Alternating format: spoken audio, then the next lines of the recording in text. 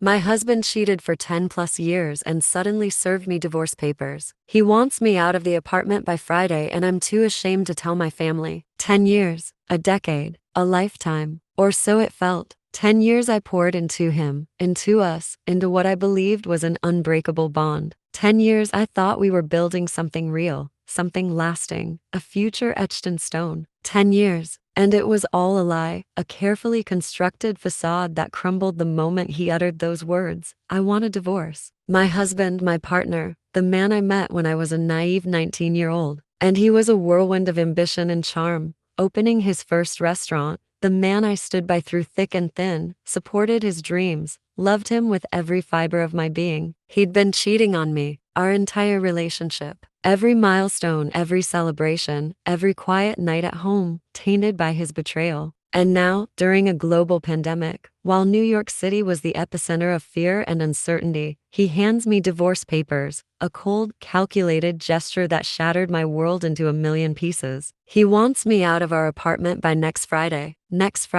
as if 10 years, as if a decade of my life, can be packed into a suitcase and tossed aside like yesterday's trash. Numbness settled over me like a shroud. Disorientation washed over me in waves. I felt like I was floating, watching this nightmare unfold from a distance, detached, as if it were happening to someone else. Not me. He's being vicious, cold, and calculating. He wants everything, the spoils of our shared life, as if he were entitled to it all. The furniture we picked out together, piece by piece, the food in the fridge I stocked with care. Even our dog, the little terrier we rescued from a shelter, the furry companion who'd seen us through so much. He wants it all, the tangible reminders of our life together, as if possessing them could erase the years, the memories, the love we once shared. And me? He wants me gone, vanished, obliterated from his life, as if I never existed, as if our 10 years together were nothing more than a figment of my imagination. The thought of facing my family, my traditional Greek family, sent a shiver of fear down my spine. Divorce was a foreign concept in our world, a taboo, a stain on the family's honor. It was a mark of shame, a failure. And I couldn't bear the thought of carrying that burden, of disappointing them, of shattering their image of our perfect, happy marriage. And after everything they poured into our wedding, a lavish affair that cost a small fortune, into the condo we bought in the heart of the city, how could I face them? How could I admit that I was so blind, so stupid, so utterly wrong about him, about us, about everything? The condo loomed over me, a symbol of our aspirations, our future, our life together. It was in his name, a technicality, a mere formality, or so I thought. But now it felt like a cruel joke, a stark reminder of my vulnerability, my naivete. My family's money, more than half of the down payment, the countless renovations we undertook to make it our own, was all tied up in that place, in his name, subject to his whims, his decisions. It wasn't just an apartment. It was an investment, a legacy, a testament to our commitment, or so I believed. And now, it might be gone, snatched away from me just like that, leaving me with nothing but the clothes on my back and the memories that haunted me. Then there was the car, a birthday gift from him just last year, a symbol of his love, his generosity. Or so I thought. He said I had to leave it, a petty, vindictive gesture that reeked of control, of dominance. He wanted to trap me, to leave me stranded, vulnerable, dependent on him, even in the end. No apartment, no car, during a pandemic, in a city teeming with fear and uncertainty. He wanted to strip me bare, to leave me with nothing, to crush my spirit, to assert his power over me, even as our marriage lay in ruins. And the restaurants, the ventures we embarked on together, the small loans I co-signed, the investments I made with my own money, believing in his vision, in our future. It was my second source of income, my safety net, the cushion I relied on to secure my future, to provide for myself, for our family. He couldn't just take that away from me too, could he? Could he erase me from his life so completely, so ruthlessly,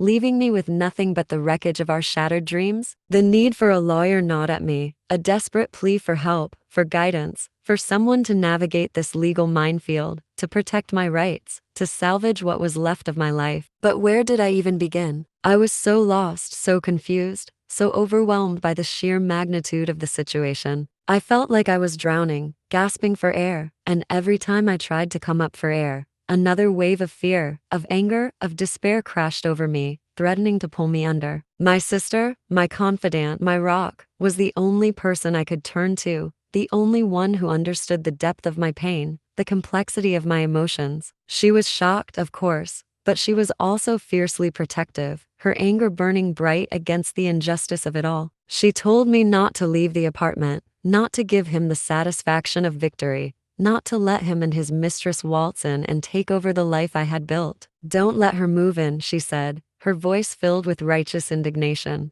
Don't let him win. Don't let him take everything from you. And she was right. Why should I be the one to leave? Why should I give up my home, my life, to them, to their deceit, to their betrayal? So I stayed, rooted to the spot, defiant, refusing to be a victim, refusing to surrender. He was at work, carrying on with his life as if nothing had happened, oblivious to the turmoil he had unleashed, the devastation he had wrought. I started searching for lawyers, poring over websites, reading reviews, desperate for someone who could understand my situation, who could fight for me, who could restore some semblance of justice to this chaotic mess. My sister, ever resourceful, helped me, making calls, scheduling consultations, acting as my advocate, my shield, my lifeline in this storm. She believed I had a chance with the condo, especially with my dad's meticulous records, the irrefutable proof of my family's investment. Proof. We had proof, a tangible weapon in this battle for survival. The call to my mom was the hardest call I had ever made, a confession of failure, a plea for understanding, a surrender of my pride. The silence on the other end was deafening, a heavy blanket of unspoken emotions, of shock, of disappointment, of love. Then, the tears came, a torrent of grief, of anger, of relief. Hers and mine, mingling across the miles, a shared expression of pain, of loss, of the shattering of illusions. But underneath the tears, there was something else, something stronger, something more profound. Support, unconditional love. She wanted me home, back in the fold, under her wing, protected from the storm raging around me. She wanted to shield me from the pain, to offer me comfort, to remind me of my worth, of my strength, of my resilience. I was taking my car, my small, insignificant car, a symbol of my independence, my defiance, my refusal to be completely broken. It was a small victory, a tiny act of rebellion, but it was mine, a tangible reminder that I still had agency, that I could still make choices, that I could still fight for myself. And it was a start, a first step on the long, arduous road to recovery, to healing, to reclaiming my life. The next few weeks were a blur of legal jargon, of paperwork, of phone calls that left me drained and exhausted. He had moved out, not to some fancy apartment, not to some love nest,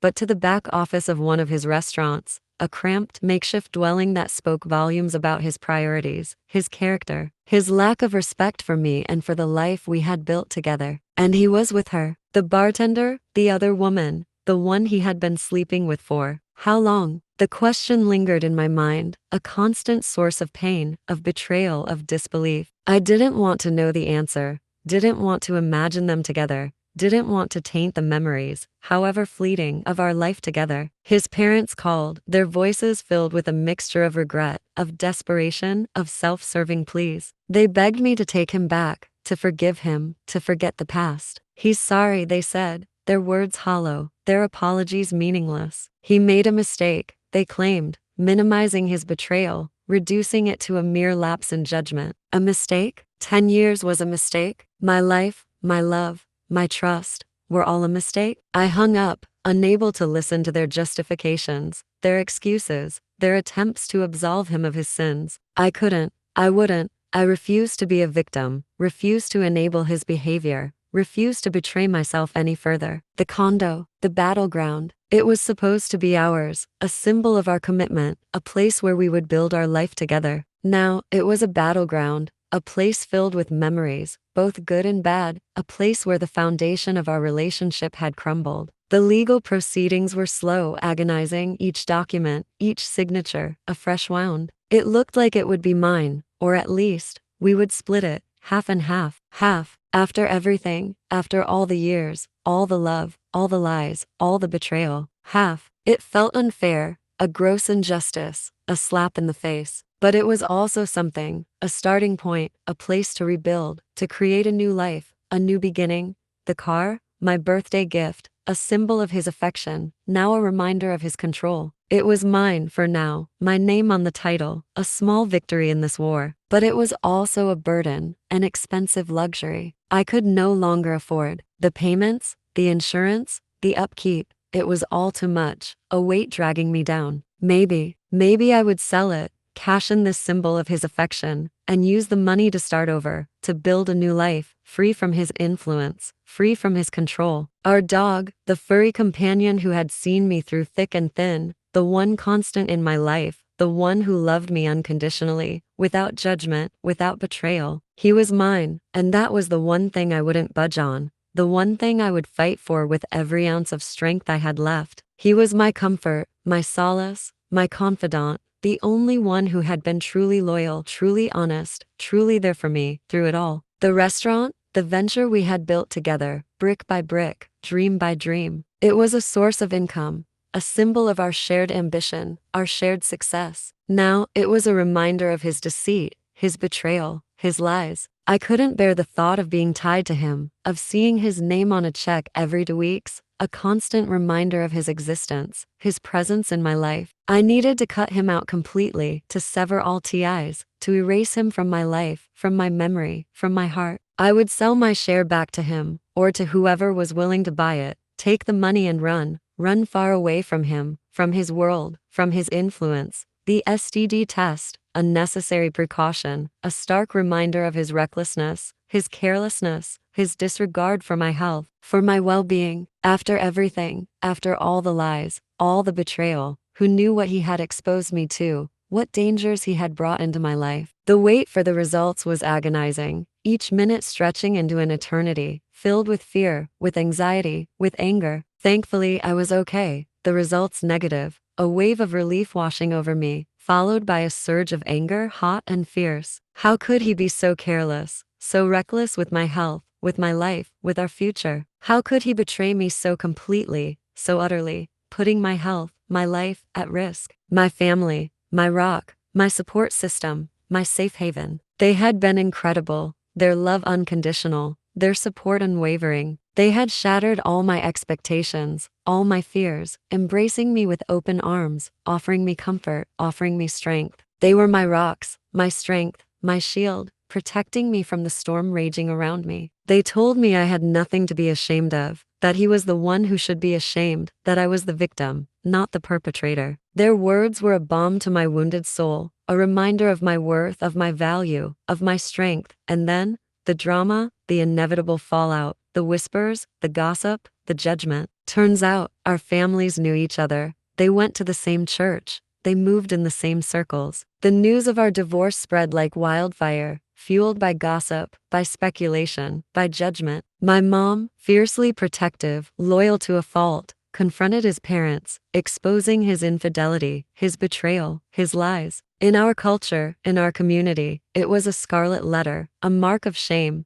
and it was on him, not me, not on our family. I felt conflicted, torn between gratitude and horror, between relief and embarrassment. I was grateful for my mom's support, for her unwavering loyalty, for her willingness to fight for me, to defend my honor. But I was also horrified by the public spectacle, by the whispers, by the judgment, by the shame that clung to me like a shroud. I apologized to the other woman, in a letter, expressing my regret, my sorrow, for the pain she had caused, for the pain she had endured. And her mother, in a cruel twist of irony, sent me a Facebook message, filled with hate, with venom, with accusations, calling me names, blaming me for the breakup of their super sweet family. The irony was not lost on me, the hypocrisy, the audacity, the sheer lack of self-awareness. Time passed slowly, painfully, each day a struggle, each night a battle against the demons of doubt, of anger, of despair. Our anniversary came and went, a day that was supposed to be a celebration of our love, our commitment, our future. Instead, it was a day of mourning, of loss, of the shattering of dreams. But it was also a day of reflection, of healing, of the slow, painful process of letting go. I went to the beach with my dog, a cheap bottle of wine in hand, seeking solace in the vastness of the ocean, in the rhythm of the waves, in the unconditional love of my furry companion. I reflected on my life, on my choices, on my mistakes, on my strength. I healed slowly, painfully, peeling back the layers of hurt, of anger, of betrayal, revealing the resilient core beneath. And I started to see a future, a life beyond him, a life beyond the pain, a life filled with possibilities, with hope, with love.